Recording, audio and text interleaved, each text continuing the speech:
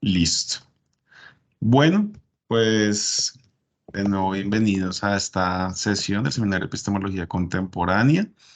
Hoy vamos a trabajar un tema pues, que está como bien enredado, esto de la teoría condicional del conocimiento, de Nozick, la relación que esto tiene con la primera unidad que vimos como en el texto relacionada con el escepticismo y en consecuencia, digamos, las posibilidades de conocer algo, ¿no? Y cuáles serían las condiciones para conocerlo. ¿Qué es conocimiento? Sigue siendo, yo creo que de nuevo todavía la pregunta.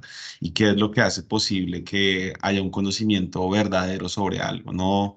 En cierto modo, como la validez de ese conocimiento, cuáles serían los criterios y si en particular la justificación es necesariamente uno de esos criterios, ¿no? Que era más o menos en lo que habíamos quedado en sesiones anteriores, donde hemos recapitulado más o menos esta idea según la cual conocimiento es creencia justificada, pero pues aquí ya vamos a entrar un poco en crisis en el sentido de que como algunas creencias falsas pueden ser también justificadas, pues a lo mejor no necesariamente la justificación nos va a garantizar pues, el conocimiento, en este caso el conocimiento verdadero o algo sobre la realidad. Y bueno, yo creo que esto nos mete como en una pregunta como de nuevo sobre qué es el conocimiento y qué es el conocimiento válido y cuáles son las posibilidades que tenemos de conocer algo en el mundo, ¿no? Bueno, entonces yo creo que podemos arrancar con pues, una reacción que yo creo que eso es como lo que contextualiza un poco estos textos, que bueno, para quienes no venimos de formación filosófica en particular, siento que cuestan un montón estas formalizaciones lógicas y demás, pero bueno, ahí tenemos que echarle ganas, yo creo que entre todos pues vamos aclarando, como en sesiones anteriores. Y justamente creo que también esta idea como de que venimos de diferentes áreas nos ayuda a situar un poco la pregunta por el conocimiento y eso yo creo que es una de las virtudes de este tipo de espacios. Entonces, pues no sé, ¿alguien quiere arrancar con una reacción? Sí, adelante. Yo, para romper el hielo, ¿se me escucha? Sí. Sí, sí, sí, sí. Voy a compartir pantalla. Espérenme un momento. Eh,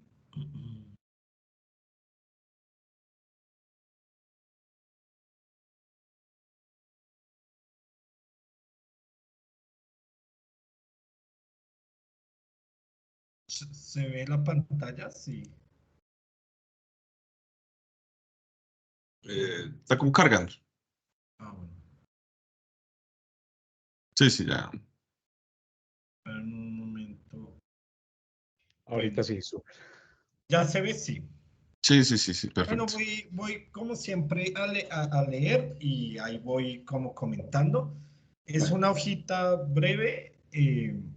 La mía se llama, bueno, la intervención, pues la teoría condicional del conocimiento, que es como muy bien dijo Kevin, como el propósito del capítulo, y de la verdad y los mundos posibles. Yo quiero concentrarme en hablar de la noción de verdad y de los mundos posibles que aparece allí.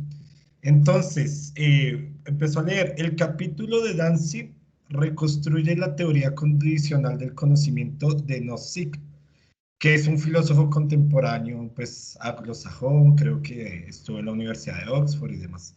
En esta reconstrucción, Dancia argumenta tres asuntos. El primero es que la teoría condicional del conocimiento responde a los problemas que Gettier había visto en la definición tripartita del conocimiento. Recordemos que, como muy bien lo dijo Kevin, eso se hizo en el capítulo anterior, ¿no?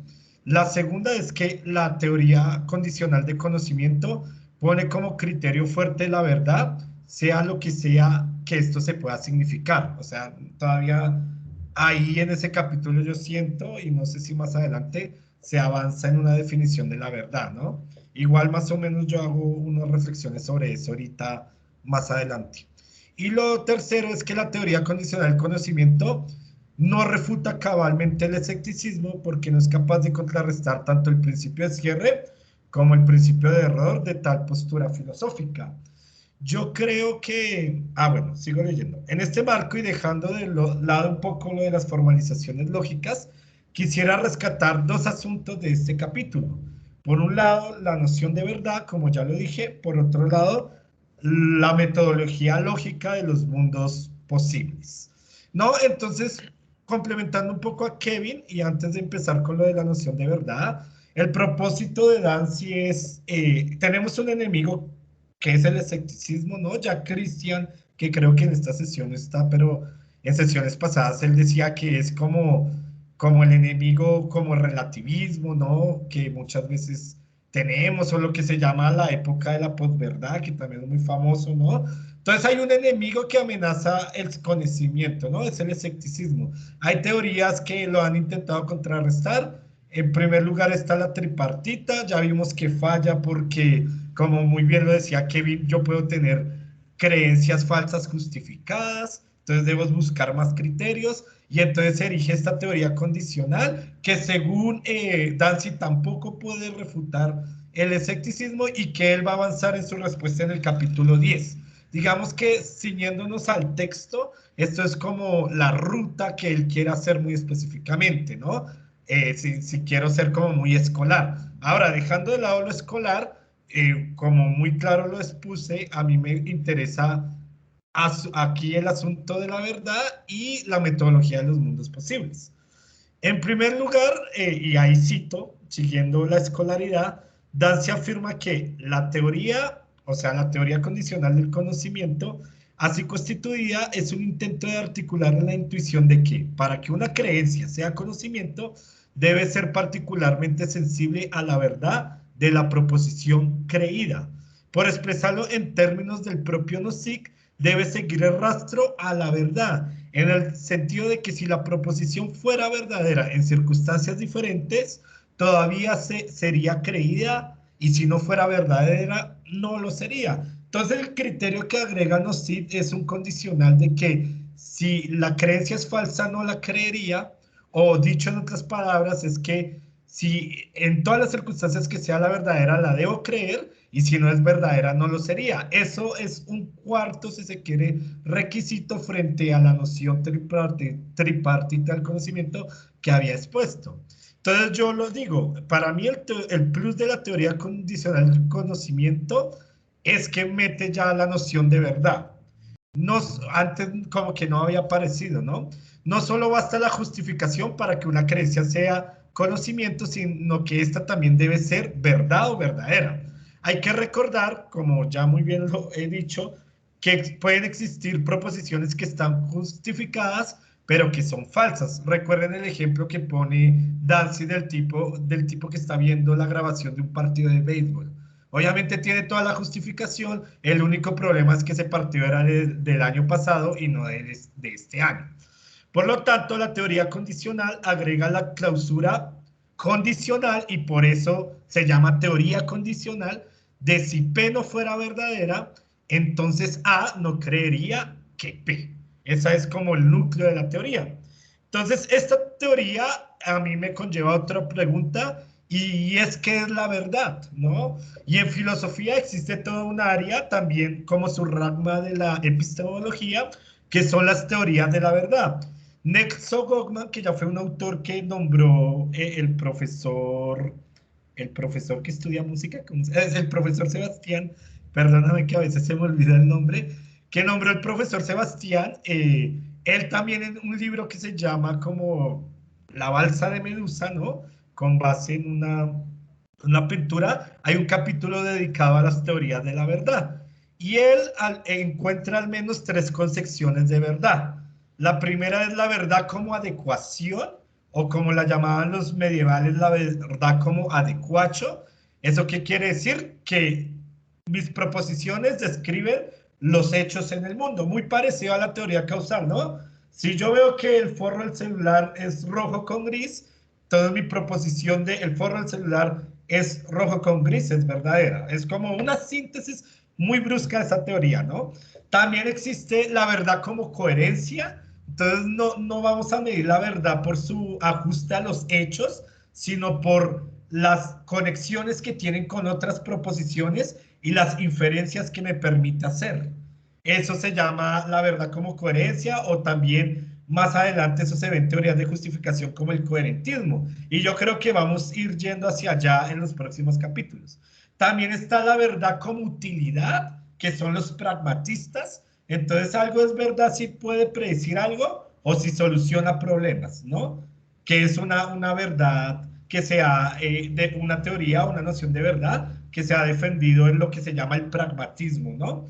Por el momento, el criterio de verdad en la teoría condicional del conocimiento, al parecer, es un criterio internalista. Eso aparece sobre todo en la última parte del capítulo, es decir, la creencia justificada en conocimiento es preciso que no solo que sea verdad, sino además que A crea que lo es. O sea, que el sujeto que dice la verdad, además, él lo crea. Luego, en esa parte, Dancy muestra que eso podría llevar a un regreso al infinito, pero bueno, no voy a abordar en esos problemas, al menos que alguien quiera como profundizar ahí. Entonces, eso con respecto a la noción de verdad. Yo siento que esta teoría condicional del conocimiento trae el criterio de verdad. Todavía no se define qué es la verdad, ¿no? Y yo digo, pues que hay diferentes teorías de verdad. Y bueno, enumero tres, pero hay más, ¿no? Y demás, ¿no? También voy a hablar ahora de los mundos posibles. En segundo lugar, los mundos posibles es una herramienta lógica, concretamente algo que se llama en filosofía lógica modal. Y por eso ustedes vieron cuadrados y también hay hexágonos. Los cuadrados significa que algo es necesario y los hexágonos significa que algo es probable. Pero esta herramienta, pues, ¿para qué sirve? Pues para probar la justificación de una creencia o como dice Dancy, las condiciones de verdad de las condiciones subjuntivas. Las condiciones subjuntivas son condicionales. Recuerde que un juicio condicional es de la forma sí, entonces. Sí, P, entonces Q. O sea, la lógica modal y la herramienta de mundos posibles sirven para valorar estos juicios de condicionales subjuntivos que son de la forma si P, entonces Q. Sigo. Un mundo posible es la idea de que el mundo podría haber sido diferentes en ciertos respectos. Se considera la idea de que hay un mundo posible que difiere del actual en ese respecto. Entonces, el método es tomar un condicional cualquiera, juicios del tipo si P, entonces Q, y variar en qué mundos posibles se puede mantener el condicional. Esto es un método lógico para demostrar la necesidad de un juicio condicional. Y esta herramienta, aunque tiene un área especial que es la lógica modal, inaugurada por Lewis, tiene potencia en áreas como la física teórica y la matemática también. Entonces, yo ¿qué quiero ilustrar con esto? Que en metodología filosófica existen los mundos posibles como una herramienta especulativa para mostrar qué tan necesario es un juicio condicional o no. Aquí hay un supuesto y es un supuesto muy diferente al que se da en ciencias sociales, y es que la verdad debe ser necesaria y universal. Ya hemos visto que en ciertas ramas de ciencias sociales, pues la verdad no es la verdad no es ni necesaria ni universal, sino hay verdades que son locales, que son situadas y demás. Pero en filosofía, siguiendo la tradición aristotélica y siguiendo la definición aristotélica, decía Aristóteles, la verdad es lo que es universal y lo que es necesario para todos y todas y todos. O sea, esa es la definición muy clásica, si se quiere, de la verdad. Ya hemos visto que en ciencias sociales hay otras vertientes con las que yo también estoy de acuerdo, solo que aquí estoy reconstruyendo como el supuesto de la idea clásica de la verdad, que es una noción que está anclada con la necesidad. Entonces, la herramienta del mundo posible sirve para examinar si un juicio es necesario en todos los mundos posibles. Y si es necesario en todos los mundos posibles, entonces es una verdad. Les pongo un ejemplo muy básico y ya con esto termino, que vemos nosotros en lógica. Hay un juicio que es, y aquí en México que últimamente está lloviendo mucho, igual que Bogotá, es si llueve, entonces el piso se moja. Entonces vamos a ver si eso es verdad en todos los mundos posibles. Entonces uno empieza, a ver, puede existir un caso que llueve, pero el piso no se moja. ¿Por qué? Porque pues el piso puede estar techado, pues los pisos de los departamentos no se mojan así lluevan porque están cubiertos. Entonces, en esa condición no se cumple el condicional inicial. También puede haber otra posibilidad que sea que llueva y el piso se moje, pero que el piso se moje por otra razón. Supongamos que esté lloviendo, pero en mi casa, no sé, hay una fuga de agua y que eso moje el piso. Entonces sí es cierto que cuando llueve el piso se moja, pero no porque esté lloviendo, sino por otras condiciones, ¿no? Una fuga de agua, etcétera. También puede haber otro mundo posible donde no llueva, pero el piso se moje, ¿no? Y eso puede pasar porque lo mismo, no está lloviendo, pero una señora con un balde de agua de su casa lo voltó a la calle, entonces eso mojó el piso, etcétera. Entonces ahí lo que mostré es que este juicio de que si llueve, entonces el piso se moja, no es necesario en todos los mundos posibles, por lo tanto es un juicio particular y por lo tanto no es una verdad universal. Eso es un ejemplo, digamos, muy básico de la aplicación del mundos posibles, ¿no? Pero obviamente eso se pone en situaciones más complicadas. Recuerde que Dancy pone el ejemplo de Margaret Thatcher, ¿no? De la pérdida de elecciones de Margaret Thatcher.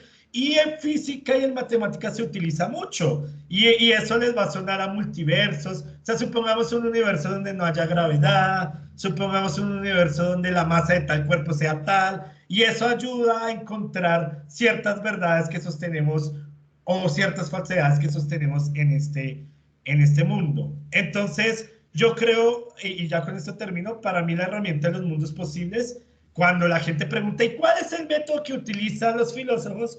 Pues este es un método, ¿no? Que comparte con otras áreas, ¿no? Un método entre muchos, ¿no? Entonces, eso fue lo que me suscitó, pues, el texto, lo de la noción de verdad y lo del método de mundos posibles que aparece ahí, que al parecer está en el corazón de la teoría condicional del conocimiento. Steve, gracias por toda la reconstrucción de esos dos problemas. Como muy claro todo, ¿no? Entonces, los ejemplos y todo. Me hace pensar esta potencia del método de los mundos posibles como en equivalencias, digamos, en ciencias sociales. Y digamos que me lleva mucho a Weber, ¿no? Max Weber en alguno de sus textos, creo que en Economía y Sociedad seguramente, pero puede ser en otro, se hace la pregunta por la causalidad, ¿no? La causalidad en términos sociales y sobre todo en términos históricos, ¿no? La pregunta por, bueno, ¿cómo vamos a saber cuáles fueron los hechos que realmente operaron como causas para explicar los hechos que nos proponemos conocer, ¿no? Y más o menos siento yo que lo que propone Weber en ese texto se acerca mucho a este método de los mundos posibles. Entonces, lo que dice Weber es, bueno, claro, está la tentación de pensar que si estamos explicando un hecho social como el capitalismo, que es una de las preguntas que él se hace en su momento, por cómo surgió el capitalismo, pues está la tentación de pensar que los hechos sociales contiguos y predecesores al capitalismo seguro tendrían que ver algo con el capitalismo, ¿no?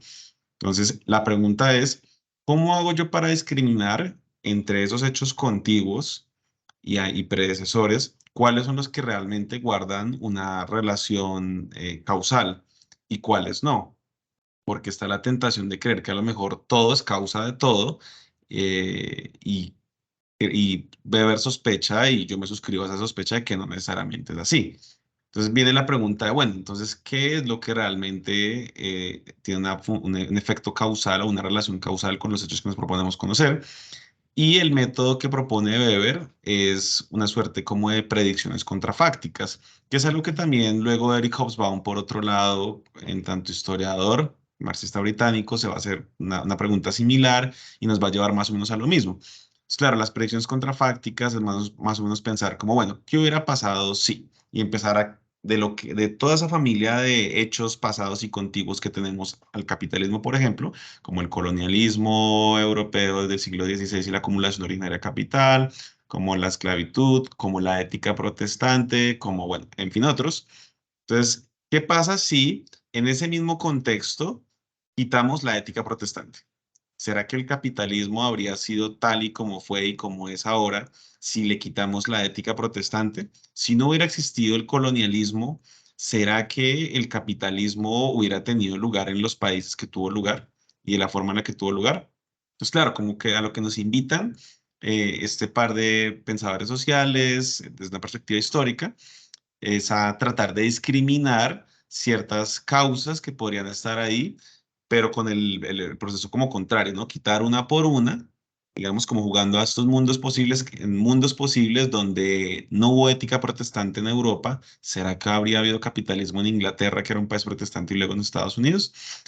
Entonces, claro, siento que pues, esta intuición en ciencias sociales ya se ha tenido y es un método que está ahí, ¿no? Creo que vale la pena como a lo mejor también siento que en los, por ejemplo, manuales de investigación social, pues nunca aparecen estas cosas, ¿no? Nunca va a ser, aparece la pregunta por las explicaciones, digamos, casi siempre están sujetas a la evidencia, que es algo que seguramente no, vamos a trabajar en la siguiente sesión, o la idea de que las fuentes, un poco el dato, digamos, la evidencia que va a garantizar la explicación de algo.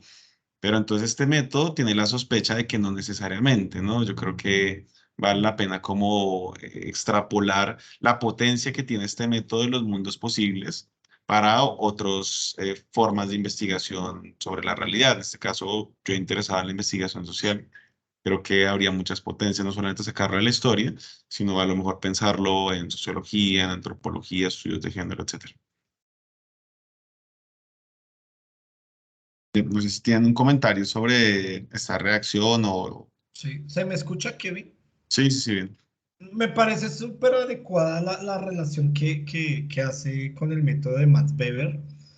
Y es que sí, la importancia de los mundos posibles es hacerlos contrafácticos, precisamente. Incluso muchos condicionales son condicionales contrafácticos. Si hubiera pasado esto, entonces, qué hubiera pasado? Y eso es muy importante precisamente para mostrar lo que usted decía, qué es determinante y qué no es determinante a la hora de explicar el método. Por ejemplo, para explicar un fenómeno, perdón, un hecho social en este caso. Por ejemplo, yo que trabajo en fenomenología se maneja un método muy similar que se llama la variación eidética. Entonces usted imagina varios mundos posibles a ciertos objetos o ciertos fenómenos con ciertas propiedades o con carencia de esas propiedades, a ver si sigue siendo ese fenómeno. Y si vemos que varía mucho y si se va perdiendo su identidad, entonces uno dice, ah, bueno, no podemos prescindir de esta propiedad o cosas así. Por ejemplo, Husserl en investigaciones lógicas pone el ejemplo de la percepción de color. Empieza a ser como una variación eidética de la percepción de color fenomenológica y él llega a la conclusión de que no podemos imaginar un color sin espacio, sin extensión. O sea, todo color que nos imaginemos aparece sobre un espacio, una superficie. O sea, muéstreme a alguien que imagine un color que no esté sobre una superficie, sea la que sea. Y ahí llega supuestamente una variación eidética en la experiencia, a una invariación, perdón, en la experiencia perceptiva del color. Entonces yo creo que ese método funciona en algunos tipos de... Hay gente que lo utiliza, sobre todo cuando uno quiere buscar criterios que definan un fenómeno o que expliquen un fenómeno. Y que si usted quitara esos criterios, ese fenómeno no se hubiera dado. Entonces eso me parece muy, muy valioso. Dale, Stin. Andrés creo que nos escribió por acá. Hola, ¿quiere participar, Andrés?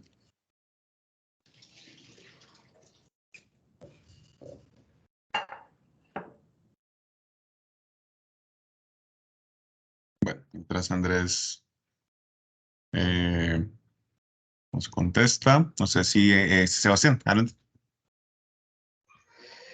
Pues quiero también reaccionar un poco a la reacción de Steve, a la tuya también, Kevin, porque claro, hay mucha información para mí, como todo esto son términos que se me van anclando a muchas reflexiones.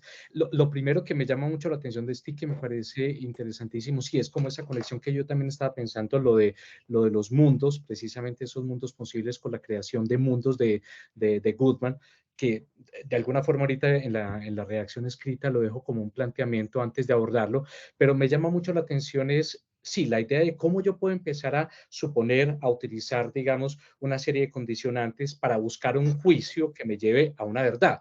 Y claramente para ahí es donde está el conflicto en mí, porque cuando yo lo veo desde el mundo artístico, en el caso musical, pues nuestro ejercicio básicamente es siempre una creación de mundos posibles. Si yo tomo esto y voy variando esto, por lo tanto, obtengo este resultado.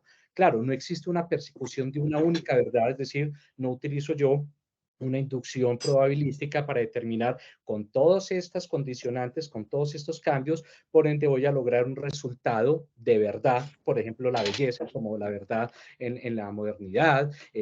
Entonces, el ejercicio creativo musical a la larga es una creación de mundos posibles, sin embargo, no estamos buscando llegar a un juicio, digamos, en donde todos cumplan las mismas probabilidades para decir, aquí está, por lo tanto, la verdad, por ende la belleza, y así entonces la epistemología crea un cuerpo para decir que todos los procedimientos deberían tender hacia estos caminos de mundos posibles y empezamos a rechazar algunos mundos lejanos, digamos, siguiendo con la terminología de Nozick.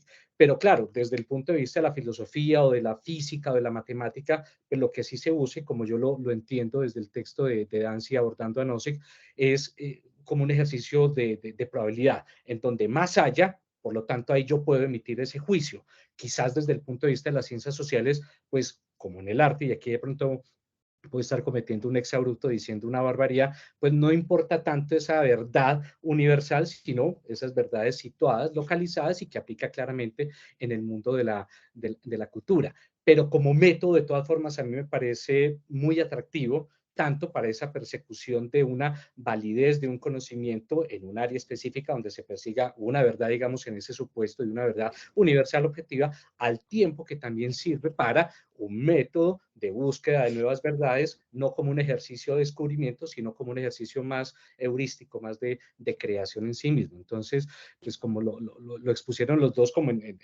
desde mi perspectiva, como en dos lugares, es un poco también lo que uno le diría como de Nozick, como el mundo lejano, el mundo posible. Hay unos que se acercan más a esa probabilidad conjunta, hay otros que no logran esa probabilidad y digamos que uno podría decir, al campo de la matemática o la física, podría ser esos mundos no relevantes y el otro mundo relevante, pero en el campo del arte o de las ciencias sociales pareciera ser que todo puede entrar. Inclusive en las ciencias sociales uno supone que los que son más probables son los que primero despiertan esa sospecha donde hay una estructura de poder y que se está condicionando, digamos, ciertas formas en el campo cultural, mientras que en el de la física pues no funciona tal.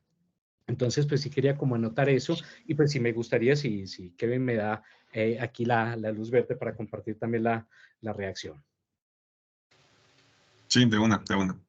Listo, en un momento acá. Tan, tan, tan. Me comentan si ya está, si está muy pequeño. Si pudieras engranarlo un poquito, estaría como bueno. Listo, perfecto. Es que está raro Entonces, porque como que no se ve la totalidad de la página. Se ve como cortado. Sí, como si no cortara un fragmento. Y conforme hace más zoom, se corta, o sea, se ve más grande, pero se corta. no importa más. A ver, Mm, si vuelvo a poner acá igual. sí, bueno, pues creo que se No, alcanza. A ver si se pudiera como un alcanza. tren más grande. Espérate, Ah, vuelvo a intentar compartir, discúlpame, es que estoy sí, desde el navegador porque ya no tengo privilegios de Teams como te había contado.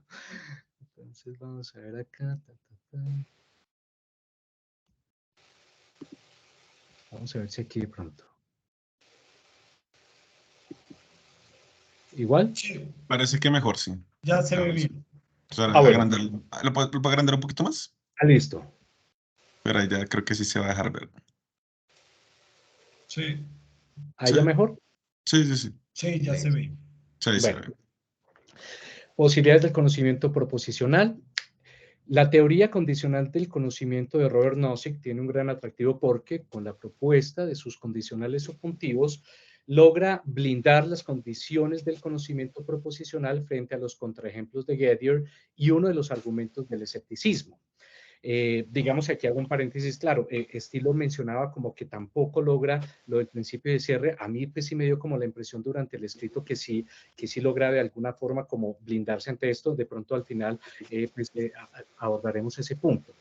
Al sustituir la condición de justificación del modelo tripartita con dos nuevos condicionales, Nozick parte de que, para que haya conocimiento, una creencia debe seguir el rastro de la verdad en el sentido de que, si la proposición fuera verdadera en circunstancias diferentes, todavía sería creída y, si no fuera verdadera, no lo sería, tal cual como también lo anotó Steve en su reacción. Lo anterior establece que no solo basta evaluar una creencia verdadera en un mundo actual, sino también otra serie de creencias en escenarios hipotéticos o mundos posibles. Es decir, configurar una conexión o rastro de verdad de la creencia de un sujeto con hechos reales y también hechos posibles. Es especialmente llamativo el poder que encierra la tercera condición: si P no fuera verdadera, A no creería que P, ya que le permite a Nozick no solo desmontar lo afortunado de los contraejemplos de Gettier, sino también desvirtuar la conclusión escéptica de que el conocimiento es imposible, particularmente con el caso del principio de cierre. Esto, en consecuencia, permite establecer una visión donde el conocimiento no excluye la posibilidad de también creer falsedades. Esto es, un mundo donde sé que estoy leyendo al tiempo que no sé, en otro mundo, que no soy un cerebro en una cubeta. Quizá como inquietud, no me resulta claro comprender desde la noción de mundos posibles cómo Nozick considera la cercanía o relevancia en la jerarquización de grupos de mundos, ya que el mismo Dancy anota esta ordenación vaga e imprecisa. A juzgar por los ejemplos, pareciera que solo se establece dicha jerarquía por un razonamiento inductivo de probabilidades basados en hechos pasados para diferenciar aquellas creencias y verdades que serían mundos cercanos relevantes frente a las que podrían ser mundos lejanos. Finalmente, me arriesgo a preguntar, en nuestro marco de epistemología contemporánea, si nosotros, aquí los que estamos convocados, podemos considerar también estos mundos posibles como ampliaciones ontológicas con estatuto de realidad. Qué preguntas tan difíciles. Yo sé que yo de pronto estoy tirando a muchos lugares y como no tengo toda la formación de ustedes, pueden ser preguntas muy descolocadas de este No, marco. pues bueno, yo reacciono rápido, brevemente. Las dos, o sea, me parecen dos preguntas importantes. Al menos se han hecho, pues, en filosofía, en modal. Eso es toda una tradición, si quieren profundizar. Empresa con Lewis, ahí lo nombra. Y el autor como más representativo se llama Kripke, Saul Kripke. Es como el que más trabaja este tipo de lógica modal y la ha formalizado y demás. Y ellos se hacen estas preguntas, ¿no? La primera pregunta, desde mi perspectiva, apunta a un criterio, ¿no? ¿Qué criterio tengo yo para decir qué mundos son relevantes y cuáles no? Y eso ya me mete en problemas de metalógica, ¿no? Y con todo lo que conlleva. ¿Por qué? Porque ya es decirle a lógico o a la lógica, y ahí hay una discusión súper interesante porque eso ha llegado, por ejemplo, por otras áreas al teorema de Gödel y demás, de que hasta qué punto un sistema formal como es la lógica modal se puede justificar a sí mismo y no necesita de otro sistema para justificarse. Entonces las razones para yo decir que este mundo posible es más relevante que otro, el mismo sistema no me la da y tengo que buscar otro sistema. Y eso genera muchos problemas pues en metalógica y problemas como de regresión al infinito y demás. O sea, me parece muy interesante o sea, lo que voy es que sí están esos debates, ¿no? Y ese debate sería como un debate de metalógica dentro de la lógica modal. Y el otro debate, que es la última pregunta, también hay autores, Lewis creo que se pregunta, yo no lo he abordado tanto, ¿y cuál es la ontología de los mundos posibles, no? O sea, podemos darle un estatuto de realidad como el mundo actual, o son simplemente conjeturas, conjeturas, pero resulta que la conjetura es una representación mental y la representación mental también acontece en un mundo y es real, entonces hasta cierto punto el mundo posible es real, y bueno, y empieza ahí pues todos estos debates ontológicos que hemos tenido, ¿no? Y más o menos lo que señalaba Kevin en sesiones pasadas, que había ciertos fenómenos que, aunque dependen de nosotros ontológicamente, también luego adquieren como cierta independencia, ¿no? Entonces, algo similar podría pasar con los mundos posibles, tal vez. Pero bueno, yo dejaría, o sea, no tengo respuestas, solo digo que no son preguntas descolocadas, sino que también se han debatido al interior de la filosofía, ¿no? Y sobre ambas preguntas, me hace pensar como en autores distintos. La segunda pregunta definitivamente me lleva a Marcus Gabriel, que estamos que lo citamos en todas las sesiones ahora, porque parece que va a tocar leer Marcus Gabriel después de esto, ¿no? Puede ser una posibilidad, sí. Porque sí, estamos haciendo varias preguntas de este tipo, ¿no? Sí, yo sospecho que, por ejemplo, desde la perspectiva de la ontología realista y plural de Gabriel, a lo mejor esto no suena descabellado, esto de considerar estos mundos posibles como hechos en el mundo, ¿no? Digamos, como cosas que existen, en el sentido de que, claro, Gabriel diría que a lo mejor dentro del campo de sentido de los mundos posibles existe, algo así. Eh, Algo así, sí. sí, es decir, porque al final pues hay como diferentes horizontes de existencia, donde inclusive las perspectivas de futuro, digamos, o la imaginación también tienen lugar en el mundo. Por la pregunta por, pues, ¿existen o no los unicornios? Pues Gabriel es tajante en que sí existen de muchas maneras. Inclusive físicamente podemos comprar unicornios en forma de maleta y los vemos en la cultura popular y en el cine y en la imaginación y en la literatura y en el lenguaje y todos sabemos que cuando hablamos de unicornio estamos hablando de lo mismo, pese a que no sea una especie biológica, ¿no? Que sería como la lectura reduccionista, fisicalista de lo que existe, ¿no? Que trata de poner en crisis un poco Gabriel. Entonces yo creo que en ese sentido, de esa perspectiva, a lo mejor y estos mundos que nos imaginamos en este método, pues también podrían llegar a tener un estatuto de realidad en el sentido de que si lo hacemos lenguaje, vamos a Gadamer, pues se vuelve realidad, ¿no? Yo creo. Pero bueno, eso es como una perspectiva que vale la pena explorar ya cuando entremos a lo mejor a preguntas por ontología realista y plural en el mundo actual. Y sobre esto otro ¿de qué? De la Las cercanía, tecnologías, sí, ¿no? sí. Sí, pues me hizo pensar en el siguiente capítulo de este libro. Y por ahí le estoy echando como un vistazo, que ya cierra como el momento de la pregunta como por el escepticismo y el conocimiento, y luego ya llega como a una familia de capítulos sobre la justificación. Y bueno, el primer capítulo que va sobre la justificación, pues da un poco pistas sobre esto, ¿no? Sobre, pues, qué cosas que sí, como el estatuto de qué es lo que se justifica y qué es lo que puede dar validez a algo, ¿no? Y de nuevo, como otra vez introduciendo la pregunta por la verdad, que Steve en su reacción ya estaba como poniendo en discusión. Entonces, bueno, yo diría que en la siguiente sesión podríamos retomar a lo mejor esa pregunta porque siento que ese capítulo que sigue, pues da como pistas para abordarlo. No sé si hay algún comentario más sobre esto o Sebastián quiere comentar algo. No, no, no, yo les agradezco a los dos siempre como por ayudarme a organizar, porque si hay, cada vez que hablan, intervienen, ya me ayudan como más a referenciar. Y creo que si esa dirección hacia Gabriel, creo que nos está llevando un poco este seminario. Yo quisiera hacer una pregunta un poquito salida de lugar. Ustedes que de pronto ya lo han abordado, ¿con qué texto sería interesante abordarlo, digamos, de una manera más profunda? Pues porque reconoció que él tiene ya como 3 o 4 libros, si mal no estoy. No sé si alguno tenga una sugerencia aquí como paréntesis del seminario. Yo, Pues yo, nosotros estábamos, sí. yo que estoy trabajando ahorita un libro de Gabriel que lo tradujeron como sentido de existencia, pero en inglés se llama Field of Sense, que es campo de sentido de por sí para explorar, y hay una parte donde habla de los mundos posibles. No he llegado allá, pero como la anticipación es como que él intenta desligar un poco, pero sí es algo que trata ahí con la relación entre campo de sentido y mundos posibles. Mira que yo siempre recomiendo esta a todos mis estudiantes y colegas y demás.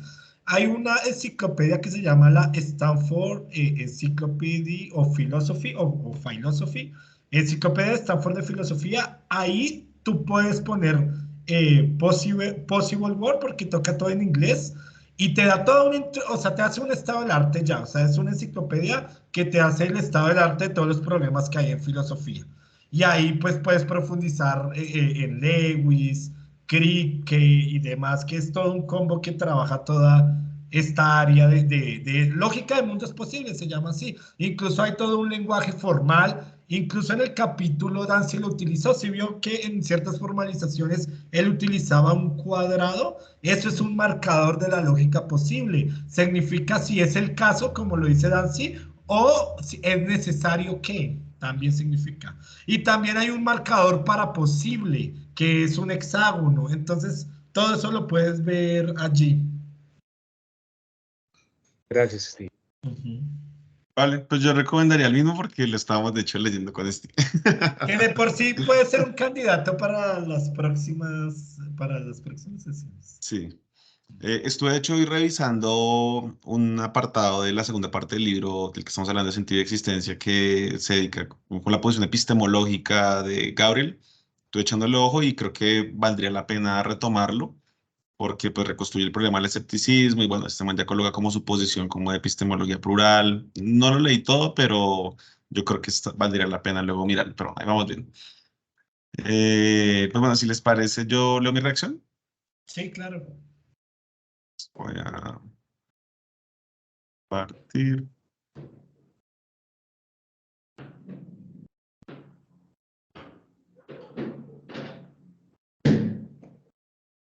¿Ya se está viendo la pantalla? Sí. Listo. Es un párrafito. Al advertir que una creencia falsa puede ser justificada, Nozick parece sugerir que la justificación no es criterio suficiente para que una creencia devenga conocimiento. ¿Qué papel juegan entonces las evidencias empíricas en los procesos de construcción de conocimiento científico? ¿Evidencias empíricas verdaderas pueden ser utilizadas para justificar premisas falsas? Un ejemplo. La ONU sostiene la premisa de que una persona que tenga ingresos superiores a $3 diarios no es pobre. En las calles de Bogotá entrevistamos a un vendedor de tintos que nos informa que al día gana en promedio $4 diarios, 16.000 pesos. Decidimos verificar la declaración del vendedor haciendo un acercamiento etnográfico durante una semana en su puesto de trabajo en el que confirmamos que, en efecto, gana en promedio $4 diarios. Sin embargo, él sostiene que la premisa de la ONU es falsa, pues se identifica como una persona pobre. En ese sentido, ¿qué define el vínculo entre evidencias empíricas y conocimiento si las evidencias verdaderas no necesariamente conducen a conocimiento verdadero? La clave residirá en redefinir los conceptos de las realidades que nos proponemos conocer y en función de ello elegir las evidencias que creemos que pueden justificar determinadas premisas sobre la realidad. ¿Qué garantiza que los tipos de evidencias que elegimos para justificar premisas sobre la realidad auténticamente sean las apropiadas y no otras? ¿Qué criterios pueden orientar dicha decisión metodológica más allá de la intuición del investigador producto de su acercamiento a la realidad?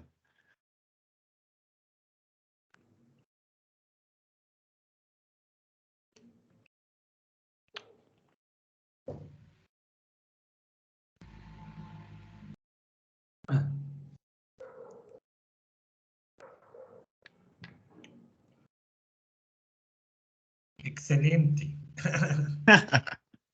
No, pues, pero Kevin puede dejar el texto. Sí, voy a dejarlo ahí. Va. Por ejemplo, la pregunta, bueno, las reacciones que me producen de entrada, Por ejemplo, evidencias empíricas verdaderas pueden ser utilizadas para justificar premisas falsas. Bueno, hay ciertos autores, creo que yo ya los había nombrado, Davidson, Quine y otros, han mostrado que sí, que hay muchas posibilidades, ¿no?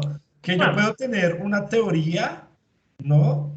Justificada empíricamente, pero estoy sosteniendo falsedades. No sé, voy a poner un ejemplo así como aleatorio, como el terraplanismo. O sea, yo puedo generar un conjunto de evidencias empíricas incluso para justificar la proposición de que la Tierra es plana, ¿no? Y entonces ahí sería un caso de creencia falsa justificada. Ellos también ponen el caso, y creo que Kuhn también lo llega, bueno, no sé si Kuhn, pero que es más difícil, que yo puedo tener dos teorías rivales que tengan las mismas evidencias empíricas, pero que sean totalmente distintas. También se puede dar ese caso, ¿no?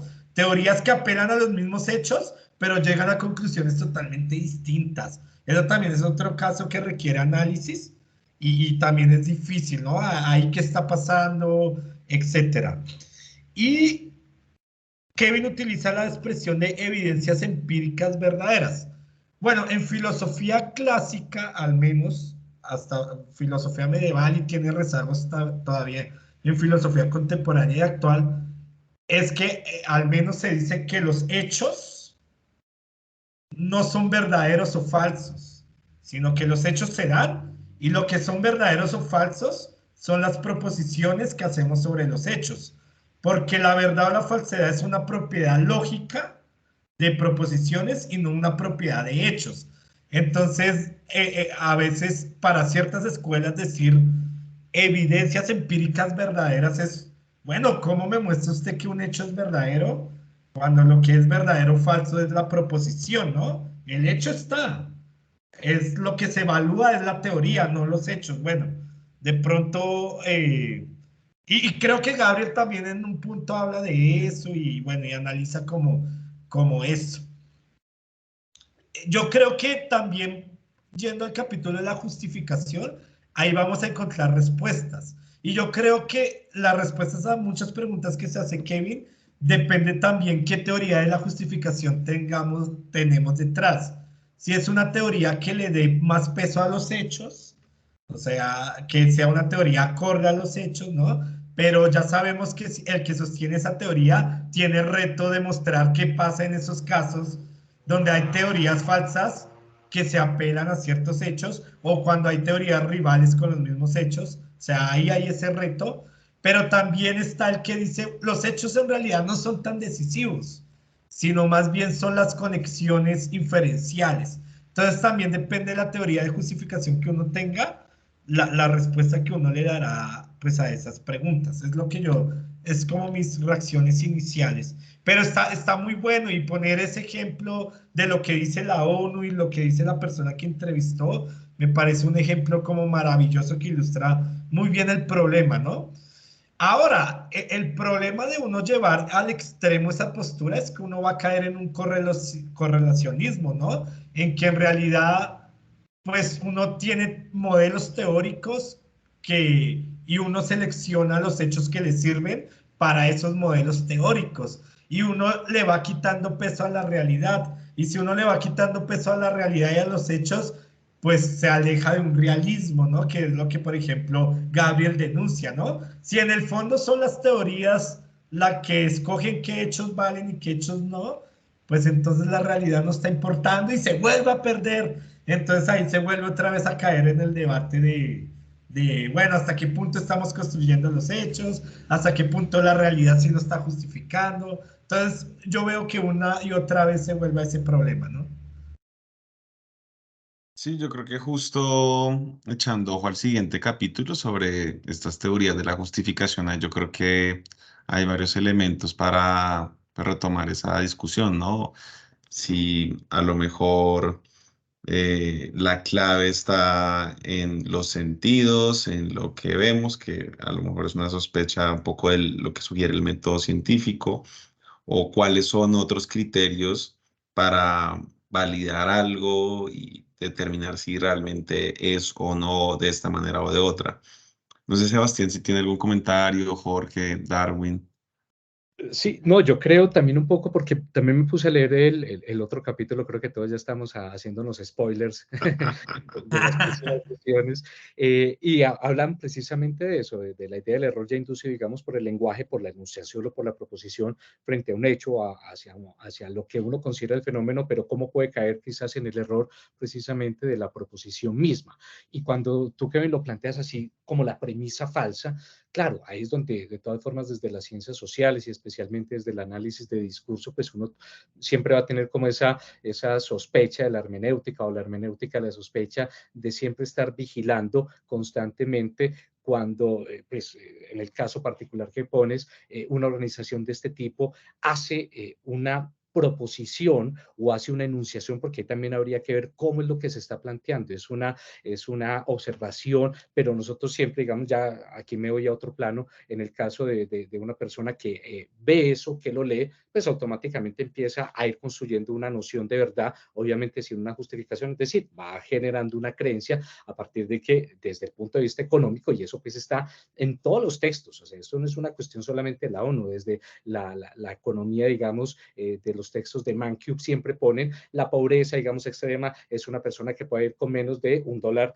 al día. Entonces empiezan a tener una serie de globalizaciones o como de generalizaciones para justificar hechos, y ahí de pronto muy un poco lo que hablaba sobre Nozick en la parte de ese método, ese racionamiento inductivo, que utiliza, digamos, como esas premisas generales para llegar, digamos, a conclusiones muy particulares. Y digamos que yo siempre temo mucho que todas estas premisas, como tú lo planteas, Kevin, empiezan a fungir como unos grandes argumentos o premisas, inclusive generales, con los cuales uno pueda llegar precisamente a los particulares, a la persona que está en Bogotá viviendo con eso, y entonces uno ya establece un punto de que, bueno, usted finalmente no es pobre, y esto yo lo puedo justificar con una estadística, por ende, yo puedo decir que hemos superado la pobreza, digamos, extrema, y ya pasó a una pobreza, a una vulnerabilidad, y digamos que ahí es donde está un poquito las cuestiones, digamos, desde el punto de vista económico, una desconexión completa, y ahí sí, un rastro de verdad entre una proposición o llámese premisa con una verdad, porque la verdad que se está proponiendo en este caso es una verdad de tipo econométrico o una proposición de tipo econométrico cuando hablamos de pobreza, no podemos hacer esa conexión inmediata. O sea, ahí para mí, digamos, siguiendo a lo de Nozick, no habría un rastro de verdad porque estamos hablando de la pobreza, digamos, como una condición multimodal que no responde únicamente a una cuestión de ingreso. Entonces, pues digamos que lo que decía esto pues abre un mundo pues como de críticas en ese caso hacia lo que se considera en la actualidad conocimiento, porque ¿de dónde viene ese conocimiento? De un texto, como digo, el de Mankiw, desde un tweet que pone la Organización Mundial del Trabajo, desde la OTS o desde que lo pone la ONU, y cuando ya se va, digamos, al trabajo etnográfico, un trabajo de campo, pues estamos haciendo en principio los investigadores ese rastro de la verdad, pero no a partir de una creencia justificada, sino como una primera premisa, eso es redundante, para volver otra vez en circularidad a pues, rebatir, justificar o valer finalmente lo que se está proponiendo conocimiento. Entonces, pues sin duda hay casi como que la idea de que se ponía en el capítulo del externalismo frente al internalismo, en la manera en que se justifica y se produce el conocimiento, pues no creo yo que lo económico esté pensándose como tan internalista donde hay una verdad revelada, perdón, sino que pues existen, como ya hemos discutido, muchos factores externos, desde discursos de poder, obviamente estructuras económicas, pero que el problema es que nosotros como incautos, que no estamos en estas discusiones, pensamos que todo finalmente es un conocimiento válido porque tiene pues el sello de garantía de la ONU, y ahí obviamente es donde está, creo yo, uno de los conflictos más fuertes en este mundo de posverdades y de conocimientos fragmentados.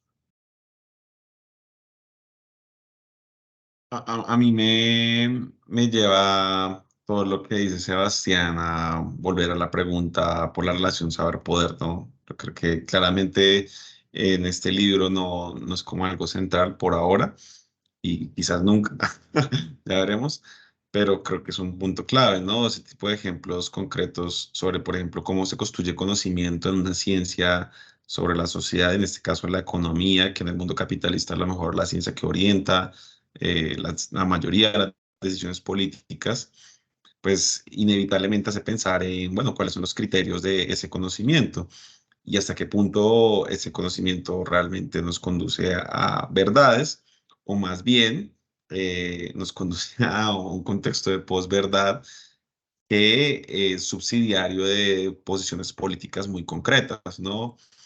De nuevo, la pregunta más bien por hasta qué punto ciencia se convierte en ideología en este caso y cómo nociones como esta de la que estamos hablando de la ONU, como otras nociones de la pobreza, etcétera, pues son funcionales para hechos políticos, ¿no? Para intereses políticos de diferentes actores, ¿no? Para justificar, claro, disminuimos la pobreza, pero en la práctica, en la realidad, pues la gente sigue pobre, ¿no?